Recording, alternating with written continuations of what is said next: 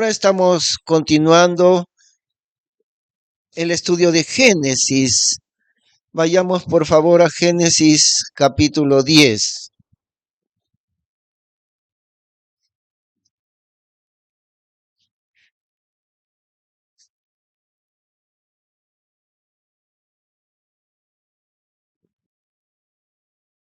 En el capítulo 10 encontramos las genealogías de las naciones.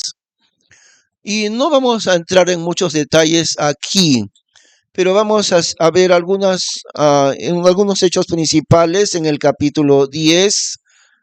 No analizaremos cada una de las naciones allí, pero ese es el origen de aquellas naciones.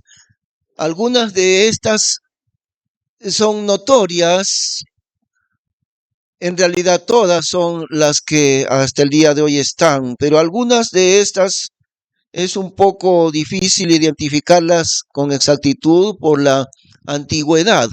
Recordemos, estamos hablando de casi 6.000 años atrás. Bueno, después de la época de Noé, ya no 6.000, 5.000 años aproximadamente. Pero algunas de estas naciones son notorias porque continúan hasta el día de hoy. Por ejemplo, Gomer en el versículo 2, Génesis 10, versículo 2. Los hijos de Jafet fueron Gomer, que vienen a ser las naciones germánicas. Alemania, ¿no? Alemania y otras naciones emparentadas. Por ejemplo, Inglaterra tiene bastante influencia de lo que fue Gomer, las naciones germánicas. El mismo idioma inglés proviene de una rama germánica de las lenguas. Entonces, algunos son notorios aquí, versículo 2, Gomer, Magog, Madai. Magog es Rusia, y que más adelante se dice en la Biblia también Gog y Magog. Magog es Rusia y naciones aledañas a Rusia que están emparentadas también con la raza de ellos, de los rusos, ¿no? Madai son los medos, los emparentados con los persas, Madai. Y ahí están, versículo 3, los hijos de Gomer. En el versículo 4 encontramos ahí a España y los hijos de Javán, Elisa y Tarsis, porque Tarsis es España. Así que varias naciones están identificadas ahí. No examinaremos cada una de ellas, ¿no? Verso 5, por estos fueron partidas las islas de las gentes en sus tierras, cada cual según su lengua, conforme a sus familias, en sus naciones. Verso 6, los hijos de Cam fueron Cus, Misraim y Fut y Canaán. Y ya sabemos la maldición que hubo sobre Cam, la maldición de que iba a quedar oprimido como nación. Las naciones de África vienen de aquí, de Cam. Cus, por ejemplo, es Etiopía y varias otras emparentadas con ellos, que hubo una maldición profetizada por Noé sobre ellos. Las naciones africanas durante mucho tiempo han estado bajo opresión. Y luego aparece este personaje eh, famoso por su poder en contra de Dios, verso 8. Y Cus engendró a Nimrod. Este comenzó a ser poderoso en la tierra. Este fue poderoso cazador delante de Jehová, por lo cual se dice como Nimrod, poderoso cazador delante de Jehová. Y este viene a ser un hombre que encabezó el reino de Babilonia. Y hay muchas referencias a Nimrod en las naciones relacionadas con él. Babilonia mencionan mucho hasta el día de hoy. Pero este hombre fue poderoso por su propio poder.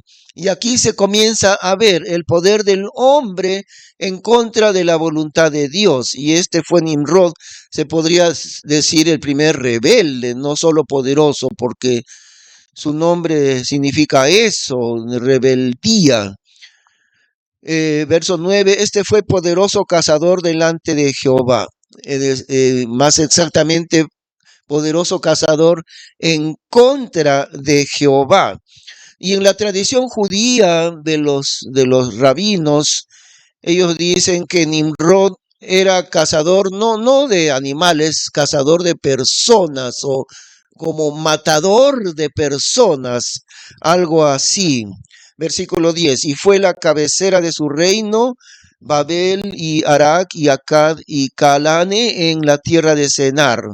De aquesta tierra salió Asur, el cual edificó a Nínive y a Rehoboth-ir y a Cafe y a Resén entre Nínive y Cale, la cual es ciudad grande. Entonces Nimrod es alguien que personifica la rebeldía, el poder del hombre en rebeldía contra Dios. Y ya no vamos a examinar mucho los detalles que están ahí en las descendencias de las naciones, pero veamos el verso 32, el último. Estas son las familias de Noé por sus descendencias en sus naciones, y de estos fueron divididas las naciones en la tierra después del diluvio. Todos los países que hay el día de hoy provienen de allí. Ahora entramos al capítulo 11. Y aquí podríamos llamarle a este capítulo la ciudad del hombre y la ciudad de Dios. Y aquí se comienza a manifestar el empuje de la humanidad en contra de la voluntad de Dios. La humanidad quiere ser poderosa, el hombre quiere llegar a ser muy poderoso, pero siempre lo quiere hacer en contra de la voluntad de Dios. Vamos a leer allí. Era entonces toda la tierra de una lengua y de unas mismas palabras. Y aconteció que como se partieron de oriente, hallaron campo en la tierra de Senar y asentaron allí. Y dijeron los unos a los otros, dad acá, hagamos ladrillo y cozámoslo con fuego. Y fueles el ladrillo en lugar de piedra y el betún en lugar de mezcla. Y dijeron, dad acá, edifiquémonos una ciudad y una torre que tenga la cabeza en el cielo, y hagámonos nombrados, por ventura nos esparciremos sobre la haz de toda la tierra. Ahora Dios les había dicho que se esparzan, que llenen la tierra entera, no que se queden en un solo lugar. Pero ellos pretendieron hacer justamente eso, diciendo, de repente nos vamos a esparcir sobre la faz de toda la tierra, así que antes que suceda eso, que nos vayamos alrededor de toda la tierra, hay que edificar una ciudad tan grande que llegue hasta el cielo, que lo alto de la torre pueda llegar hasta el cielo, y hagámonos nombrados, ¿no? Adquiramos fama. Y eso es lo que quiere hacer el hombre siempre, adquirir poder, adquirir grandeza humana. La carrera de las naciones por adquirir la gloria. Años atrás, bueno, como 2 o 3 décadas atrás, había la carrera entre dos poderes mundiales, Estados Unidos y Rusia, y países aliados con Rusia. Pero Dios le dio un golpe grande a cada uno. En el año 1986, por ejemplo, Estados Unidos lanzaba una nave con la primera persona civil que iba hacia el espacio. Siempre eran militares, pero la primera persona civil, una maestra de escuela, la llevaron en esa nave espacial. ¿Y qué pasó? Toda esa nave se quemó, saliendo nomás de la atmósfera de la Tierra, se deshizo, se fundió en un instante, se incendió. Y fue un duro golpe para el orgullo de la nación, para el orgullo de la poderosa nación de Estados Unidos. Pero en ese mismo año de 1986, Dios también le dio un golpe al otro bloque poderoso de Rusia. Y eso fue el desastre nuclear en Chernóbil, el mismo año de 1986. Como que Dios le dijera, bueno, vas a sentir lo que es matar tu orgullo, y le pasó ese desastre a Estados Unidos. Y luego tú también, y eso hizo Dios con Rusia, ¿no? Ahí está. el desastre de Chernóbil, cuyas consecuencias son hasta el día de hoy. Nadie puede vivir en cientos de kilómetros alrededor de la planta nuclear de Chernóbil. Nadie puede vivir ahí, está contaminado por radioactividad, ¿no? Bueno, más adelante otro golpe más le ha dado Dios a Estados Unidos en el 11 de septiembre del año 2001, allí, ¿no? El desastre de las Torres Gemelas de Nueva York. Qué interesante que Dios les dio un golpe de esa manera, como para doblegar el orgullo de las naciones. Durante todo el último siglo, 100 años antes de nosotros, Estados Unidos llegó a ser el país más poderoso, hasta ahora se considera así. Pero ahí está, Dios le cortó las alas, digamos así, ¿no? Nadie imaginó que esas torres gemelas en Nueva York, símbolo de la grandeza, del poderío y del orgullo de Estados Unidos. Nadie imaginó que dos aviones allí se estrellarían y como resultado morirían miles de personas. Y no solo eso, que cada torre, una y después la otra, se vinieran abajo. Jamás nadie imaginó que podría pasar eso. Se derrumbó la primera torre, como a propósito de la mano de Dios. Y después de un rato, la segunda torre se volvió polvo literalmente, viniéndose hasta el suelo, el gran orgullo de la nación poderosa de Estados Unidos. Eso hará Dios con el poder del hombre. Y aquí lo hizo también el Señor de esta misma manera. Bueno, les había dicho Dios que fueran sobre toda la tierra, pero ellos siempre querían hacer lo contrario, querían alcanzar la gloria humana, ¿no? Por eso la ciudad del hombre está acá y la ciudad de Dios es otra ciudad. Una de las ciudades que personifican el intento del hombre de llegar a la gloria propia es Roma, desde la antigüedad. Roma es muy famosa, bueno, ahí estuvo el Imperio Romano durante siglos enteros, ¿no? Y el catolicismo, el poder religioso del Vaticano dominaba más arriba de los reyes, tenía mayor poder que los mismos reyes, el Papa y el Vaticano, en Roma. Y aún le dicen todavía la ciudad eterna de Roma, ¿no? Y también dicen todos los caminos llevan a Roma. Pero ¿saben qué? Roma no es la ciudad de Dios. Ustedes saben cuál es la ciudad de Dios, ¿no es cierto? ¿Cuál es? Jerusalén, Jerusalén. La ciudad amada de Dios, Jerusalén. No Roma ni Nueva York, porque también dicen Nueva York, capital del mundo, dicen así, ¿no? No es Nueva York, no es Roma, es Jerusalén. Jerusalén, una ciudad que jamás ha tenido semejante riqueza como lo tiene Nueva York o lo tuvo Roma también. Nunca ha sido Jerusalén una ciudad rica y llena de comercio y cosas así. La importancia de Jerusalén reposa en la presencia de Dios allí, no en la riqueza del hombre, ni en el poderío del hombre, sino la importancia enorme que tiene Jerusalén en los planes de Dios. Descansa en que Cristo estuvo allí y que Dios está allí y que ahí estuvo el templo suyo, el templo divino, el único en el mundo, y volverá a estar un poco más adelante. Pronto será reedificado el templo. Pero entonces seguimos leyendo aquí, versículo 3, ¿no? Y dijeron los unos a los otros, dad acá, hagamos ladrillo y cosámoslo con fuego. Y fueles el ladrillo en lugar de piedra y el betún en lugar de mezcla. Y dijeron, dad acá, edifiquémonos una ciudad y una torre que tenga la cabeza en el cielo, y hagámonos nombrados, por ventura nos esparciremos sobre la haz de toda la tierra. Hagámonos nombrados, hagámonos famosos, edifiquemos la grandeza de nuestra ciudad. Y eso siempre el hombre quiere hacer, edificar su propia grandeza. En lugar de buscar la gloria de Dios, el hombre quiere buscar su propia gloria, su propio poder, su propia grandeza.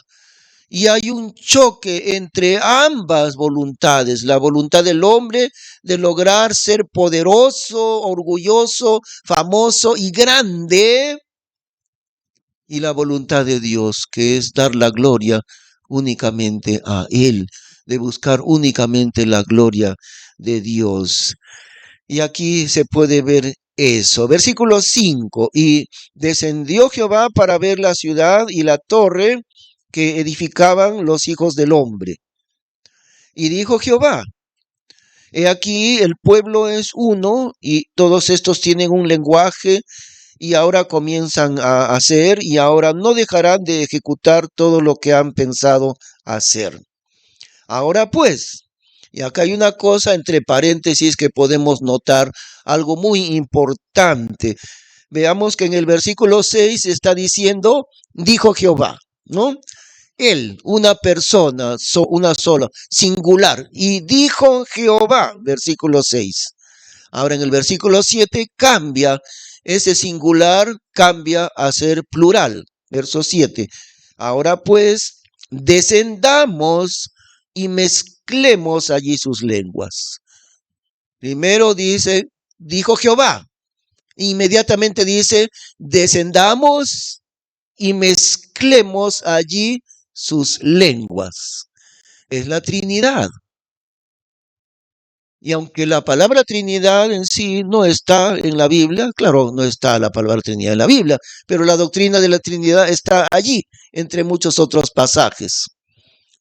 La palabra domingo tampoco está, pero está el primer día de la semana, que es el domingo. Entonces, aquí está directamente afirmando la Trinidad en Dios. Dijo Jehová, versículo 6, descendamos y mezclemos allí sus lenguas, versículo 7. Dios hablando en la Trinidad. Dijo Jehová, descendamos y mezclemos sus lenguas. También podemos recordarlo si retrocedemos al capítulo 1 de Génesis 1, 26.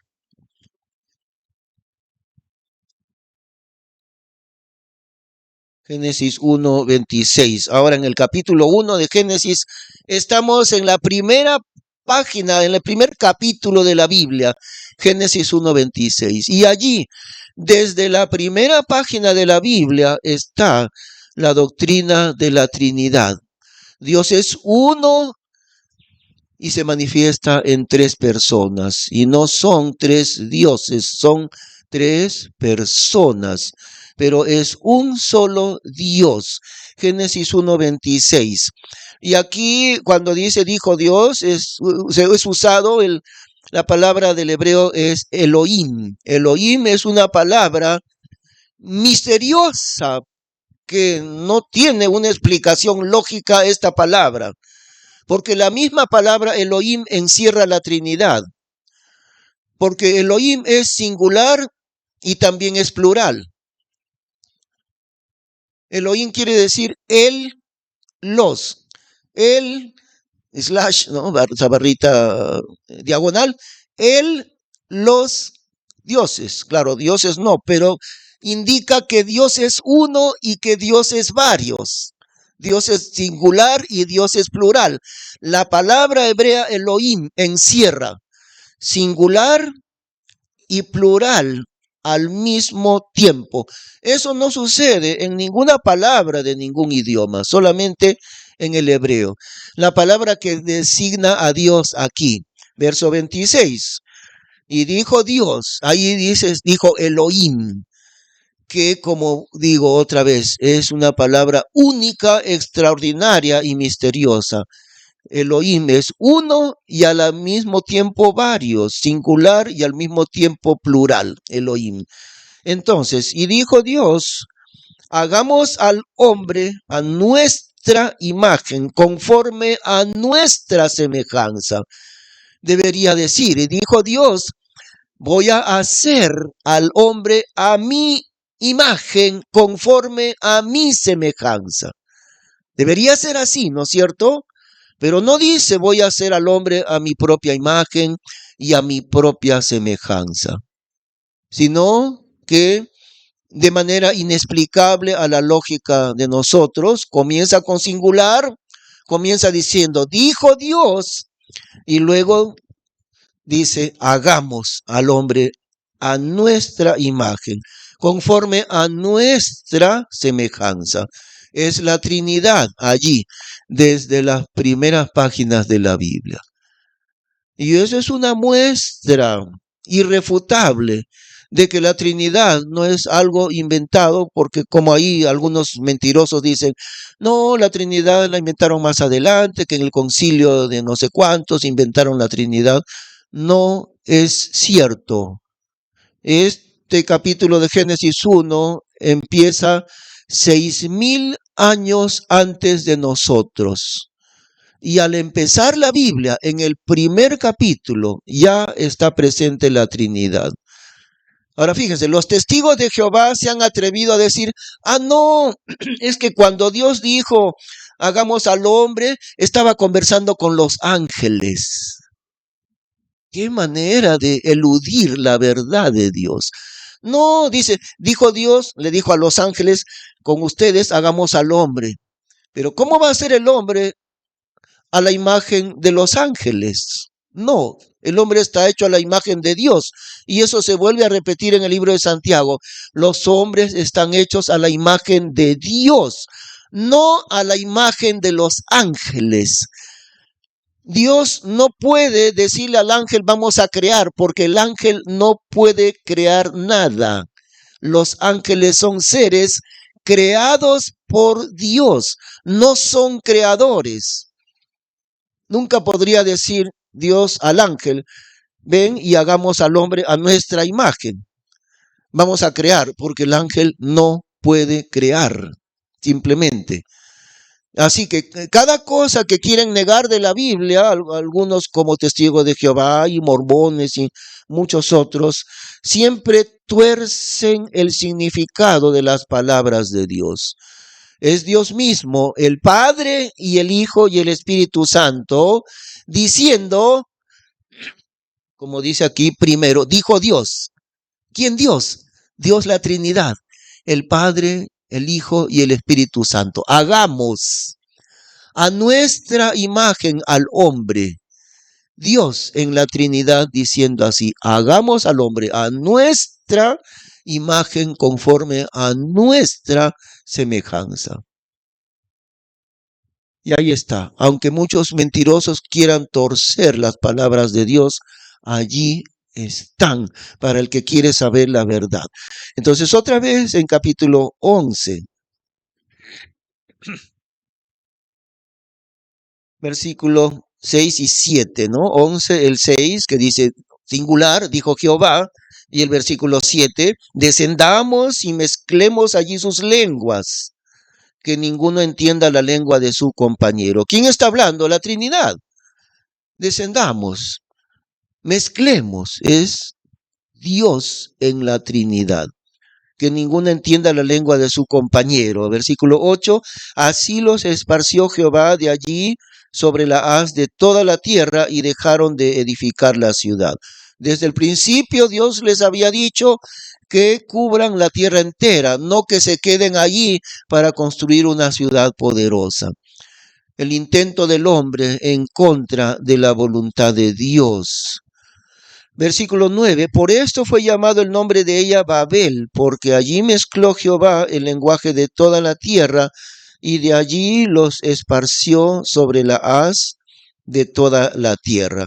Notemos este nombre Babel, porque de allí nace Babilonia. Babilonia es Babel, es lo mismo, ¿no? Es el derivado de Babel, es Babilonia. Y ahora vayamos un momento al final de la Biblia, a Revelación, o sea, Apocalipsis capítulo 18. Revelación capítulo 18.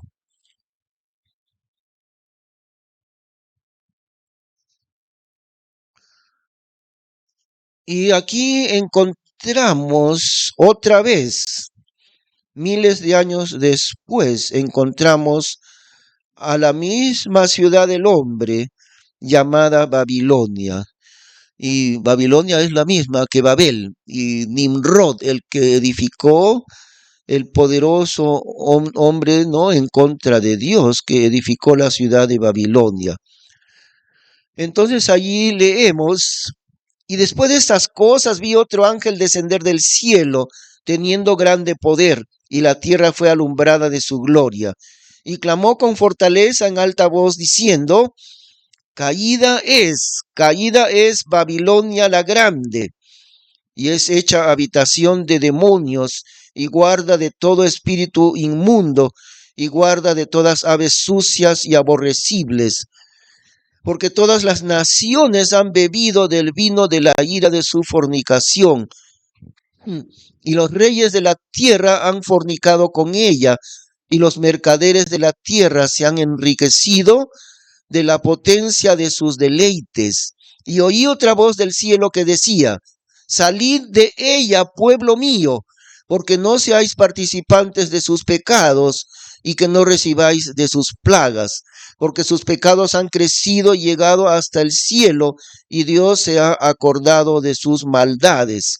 Tornadle a dar así como ella os ha dado, y pagadle al doble según sus obras. En el cáliz que ella os dio a beber, dadle a beber doblado.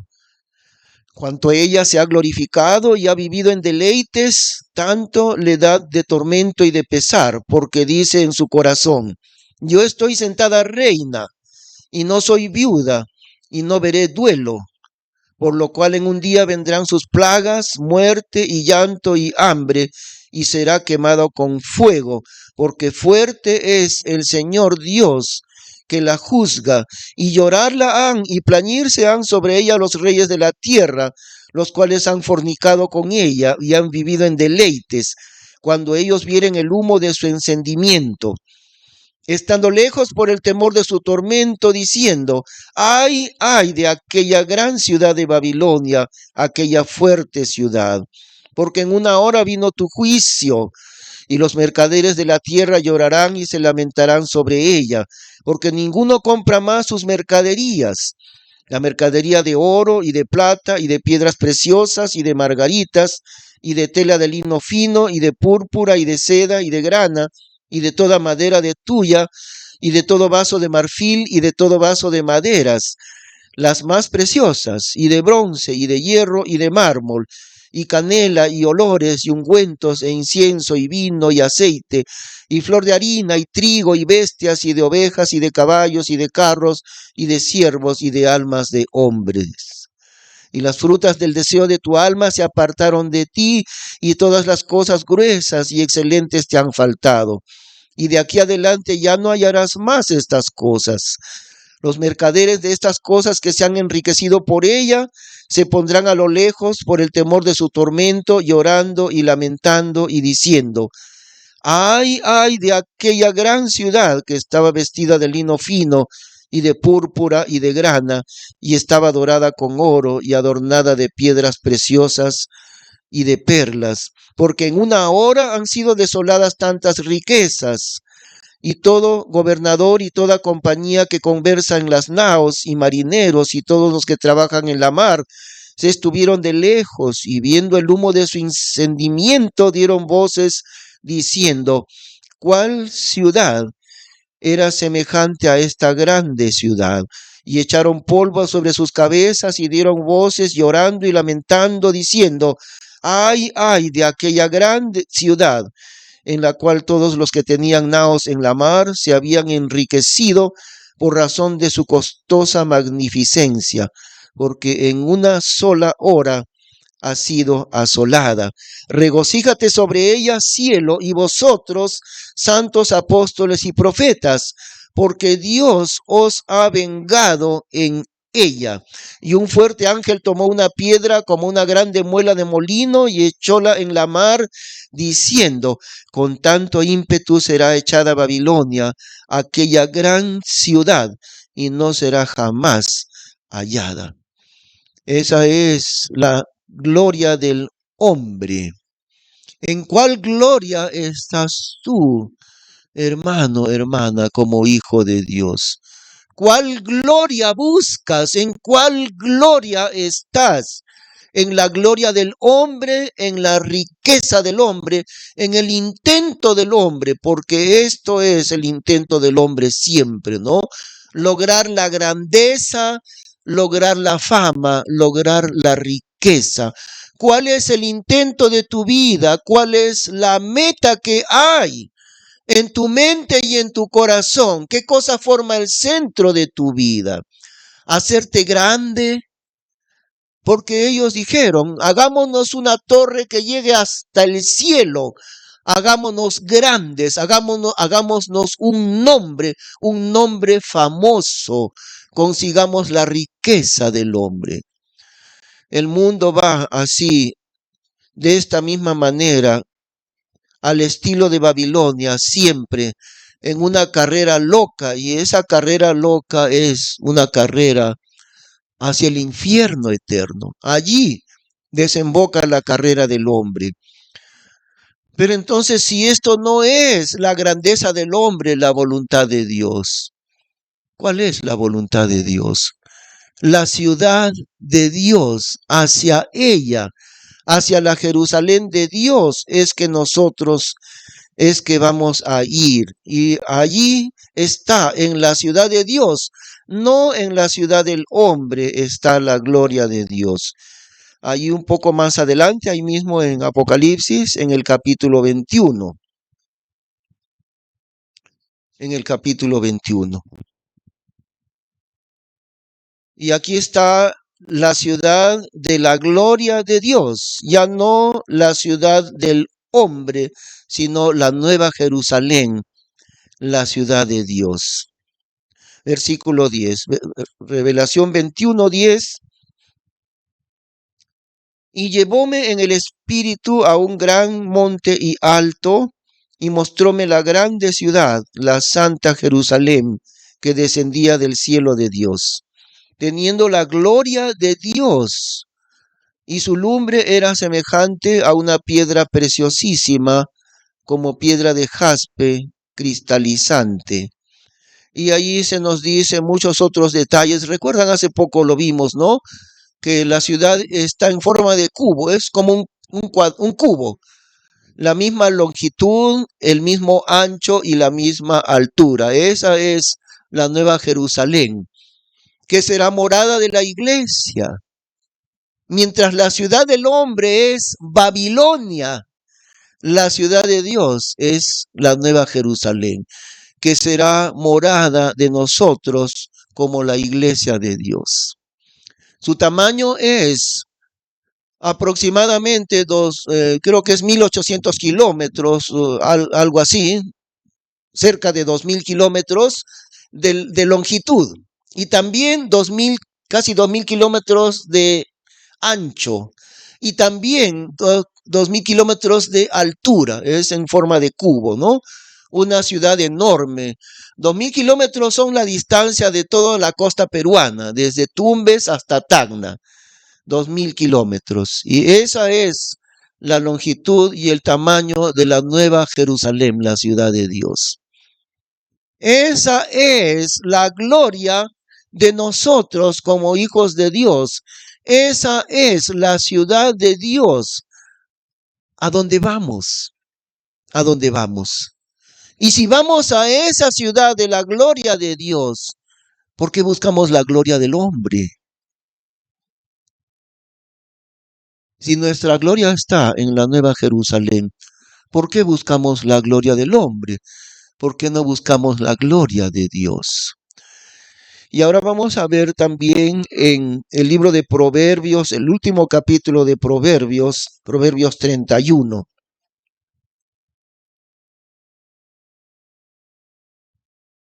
Un capítulo referido a la mujer virtuosa, efectivamente, pero también referida a la iglesia, Proverbios 31. ¿Por qué razón? Porque los hermanos que están estudiando el discipulado los días martes ya lo saben, ¿no? Estudiamos con ellos. La Biblia tiene 3 aplicaciones. Bueno, no solo ellos, todos podemos saberlo. La Biblia tiene 3 aplicaciones simultáneas. Una de ellas, la primera, que es histórica, ¿no? Es literal e histórica, exactamente como sucedió en el tiempo en que fue escrito. Pero la segunda aplicación es doctrinal. Y la tercera es a mi vida personal. Entonces, la primera aplicación literal e histórica es efectivamente la mujer virtuosa, Proverbios 31, a partir, a partir del versículo 10. La mujer virtuosa. Mucho se ha hablado y estudiado referente a una mujer de Dios, efectivamente. Esa es la primera aplicación. Pero la segunda, que es doctrinal, ya no se refiere a una hija de Dios, se refiere a la iglesia. Aquí está retratada la iglesia. Y nosotros no vivimos, hermanos, una vida sola ni solitaria.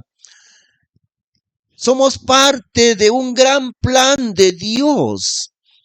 Y así como el hombre busca su propia gloria en contra de Dios, la ciudad del hombre y de la gloria perversa del hombre, así nosotros como pueblo del Señor nunca caminamos solos. Por eso Dios ha creado la iglesia, que es la familia de Dios. No puede haber un cristiano en secreto.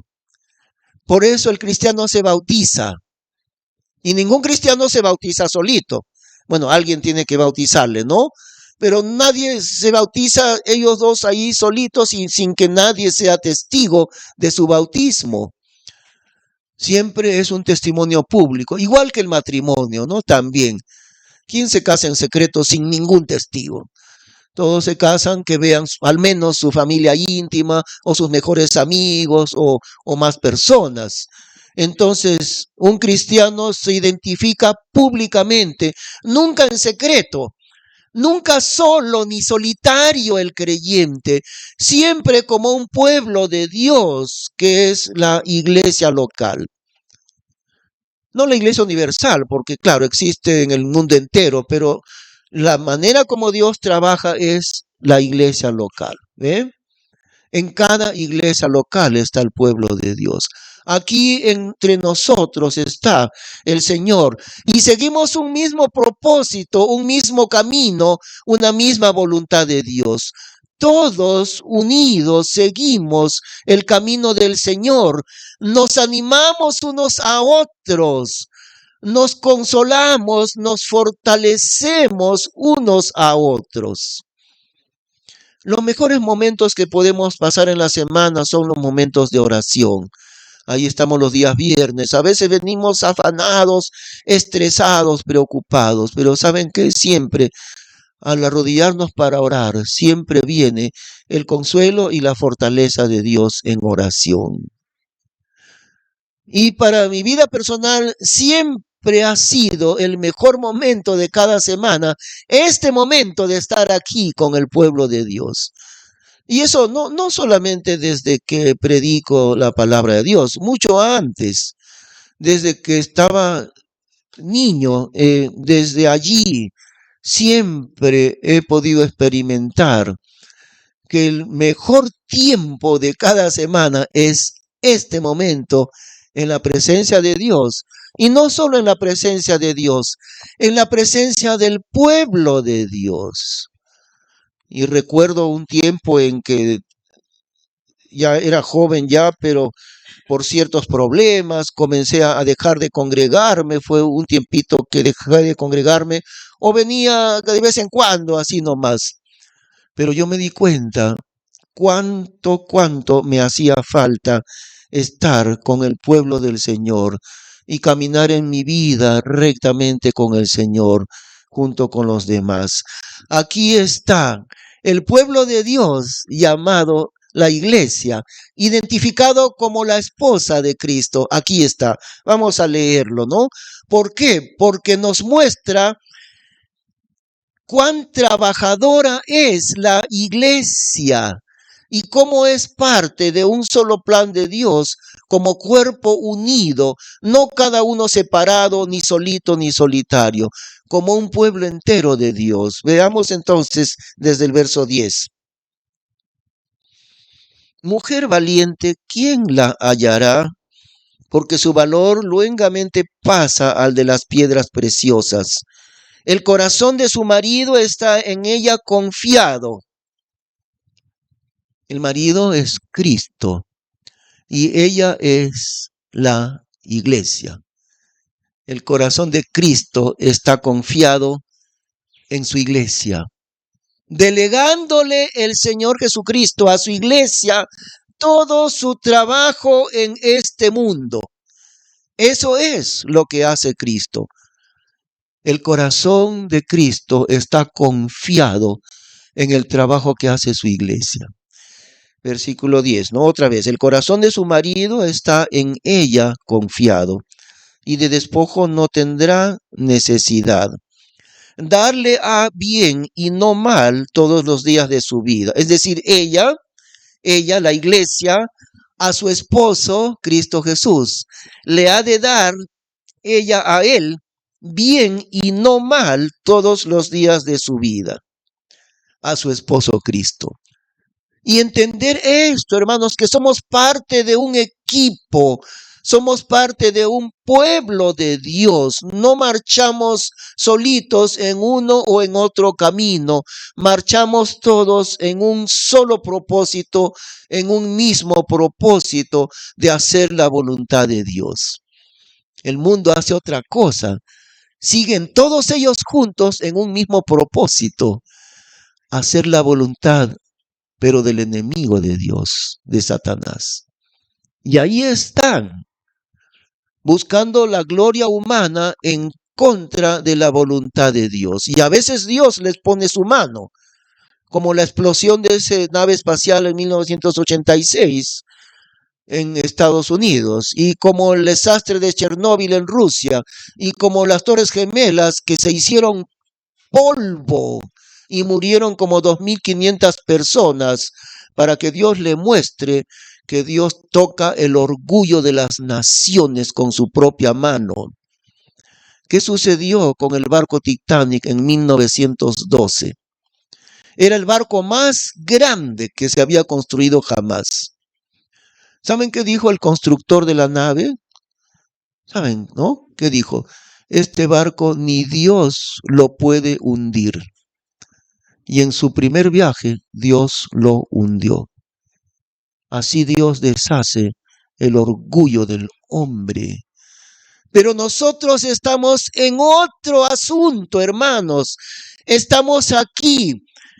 Si el hombre persigue la ciudad de la gloria del hombre perversa contra Dios, el poderío humano, la riqueza humana, el orgullo humano, la gloria de las naciones. Nosotros tenemos un pueblo muy grande en el mundo entero, el pueblo de Dios. Pero no hay necesidad de que nos refiramos a la iglesia en el mundo entero. ¿Por qué? Porque Dios trabaja con iglesias locales. Nosotros somos esta mujer de Proverbios 31. Somos la iglesia local aquí en San Fernando. Nosotros somos la mujer virtuosa. Y si no nos involucramos en la voluntad del mundo, nos involucramos como un pueblo entero, como las hormigas que trabajan juntitas, ¿no? Todas llevan a un solo propósito, todas las miles de hormigas. Todos nosotros apuntamos a un solo propósito, como un cuerpo unido. Nosotros somos esta mujer virtuosa. Y seguimos leyendo. Versículo 13. Buscó lana y lino y de voluntad trabajó con sus manos. ¿Quién? La iglesia. Fue como navío de mercader que trae su pan de lejos, llena de diligencia esta mujer virtuosa, es decir, la iglesia del Señor. 15. Levantóse aún de noche y dio comida a su familia y ración a sus criadas. Ni siquiera de noche está tranquila descansando, ¿no? También de noche a veces sigue trabajando la iglesia del Señor. Como dice en Timoteo, que prediques la palabra a tiempo y fuera de tiempo también. Que proclames la palabra de Dios. Esta es la iglesia. Levantóse aún de noche y dio comida a su familia y ración a sus criadas. Consideró la heredad y compróla, y plantó viña del fruto de sus manos. Yo recordé estas palabras, hermanos, cuando varios años atrás pudimos comprar el lote de terreno en Cachahuacra, que ahí está funcionando como una iglesia. Y después, cuando pudimos comprar también el lote de terreno en 1 de Mayo, y que también es una iglesia que recién comienza, claro, pero ya es una iglesia, ¿no? Yo recordé esto de aquí. Dice entonces, consideró la heredad y compróla. ¿Quién? La iglesia. Para la obra de Dios consideró la heredad y compróla. Seguimos considerando para comprar el terreno que está adyacente a nuestro vecino, un terreno más grande que este terreno, donde se puede construir desde cero un templo mucho más grande que el que tenemos aquí. Hemos empezado a orar por este terreno hace 10 años y seguimos orando. Y Dios sabe en qué momento lo compraremos. Pero esta es la mujer diligente, la iglesia del Señor. Consideró la heredad y compróla, y plantó viña del fruto de sus manos. Ciñó sus lomos de fortaleza y esforzó sus brazos. La mujer más trabajadora que cualquiera otra. Esa es la iglesia del Señor. O a eso está llamada la iglesia del Señor. Y tú, hermano, hermana, estás ya en ese trabajo de la iglesia. Eres como la hormiga que trabaja sin descanso. Así eres.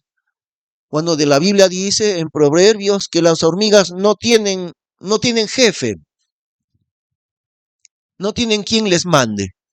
¿Saben por qué? Porque como son demasiado trabajadoras las hormigas, no necesitan un jefe que les empuje al trabajo. No hay necesidad que ningún jefe le diga, trabaja, no descanses, trabaja. No necesitan. Cada hormiga es demasiado trabajadora, no le hace falta jefe.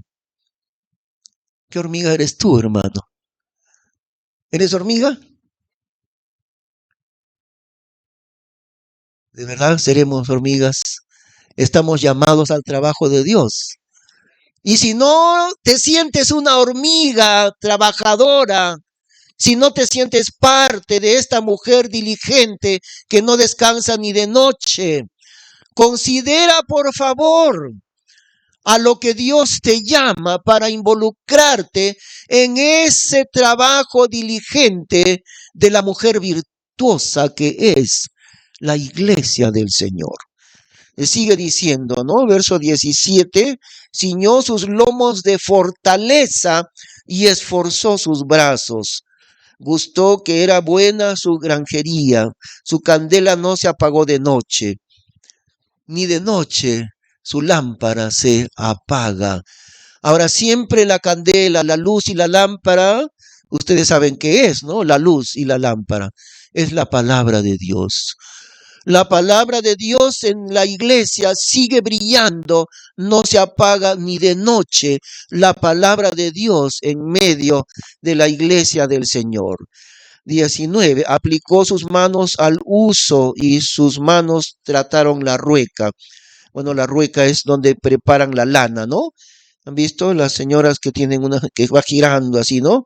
Eso es la rueca. Su mano extendió al pobre y al menesteroso extendió sus manos. También lo que la iglesia debe ayudar en casos de necesidad, también. No tendrá temor de la nieve por su familia, porque toda su familia está vestida de ropas dobladas. previniendo la venida del frío, una iglesia diligente, llena de trabajo, sin descanso. Ella se hizo tapices de lino fino y púrpura es su vestido. Y este lino fino, en Revelación, en Apocalipsis dice, porque lino fino son las justificaciones de los santos, las acciones justas de los santos. Vestida de buenas obras la iglesia, vestida de lino fino. Conocido es su marido en las puertas cuando se asienta con los ancianos de la tierra. Las puertas era el lugar donde se juntaban los dirigentes. Los hombres notables de la ciudad siempre se sentaban en la puerta. Y el marido, Cristo Jesús, Cristo, nuestro esposo, es conocido ahí entre los notables. Verso 24, hizo telas y vendió y dio cintas al mercader. Fortaleza y hermosura es su vestido, y en el día postrero reirá. Reirá, ¿por qué? Porque no hay necesidad de nada, porque todo ha sido previsto, por eso reirá, ¿no? Abrió su boca con sabiduría, y la ley de clemencia está en su boca. Considera los caminos de su casa, y no comió el pan de balde. Sin descansar nunca, no comió el pan de balde, porque también la Biblia dice que no, el que no quiere trabajar, que tampoco coma. Pero en este caso la iglesia, provista de sus necesidades de la mano de Dios, no come el pan de balde, porque es muy trabajadora, muy trabajadora delante de Dios.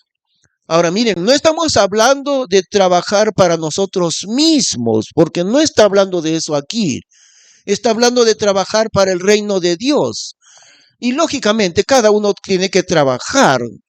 Eso se sobreentiende. Cada uno trabaja para cubrir sus necesidades, por supuesto.